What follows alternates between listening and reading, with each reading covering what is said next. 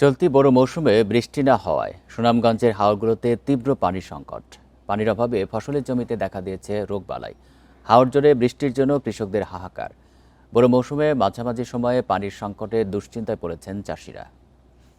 সুনামগঞ্জ সদর উপজেলায় হাওরে পানির অভাবে ফেটে চৌচির ফসলি জমি। তীব্র পানি সংকটে ধানে নানা রকম রোগবালাই দেখা দিয়েছে। বড় জমিতে সার ছিটিয়ে ফসল রক্ষার চেষ্টা করছেন চাষিরা। কিছু অসাধু ব্যক্তির অসময়ে জলমহল শুকিয়ে ফেলার কারণে দেখা দেয় শীত সংকট। বিকাশ পেমেন্টে 10,000 টাকার বেশি অফার। শপিং চলছে তো।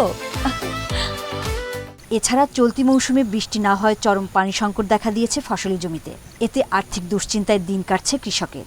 এবছর বৃষ্টি নাই, তোমার ফসলও নাই, পোকামাকড়ে আক্রমণ করছে বেশি।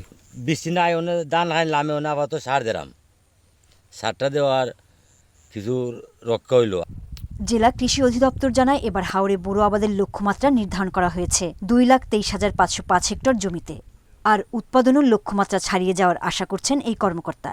বৃষ্টি না হওয়াতে ধানের জমিগুলো অনেক জায়গায় যেখানে পানি দেওয়ার সুযোগ হয় নাই, সেক্ষেত্রে দেখা যায় যে ধানগুলো একটু লালচে ভাব হয়ে গেছে এবং অনেক জায়গায় যেমন ফেটে গিয়েছে।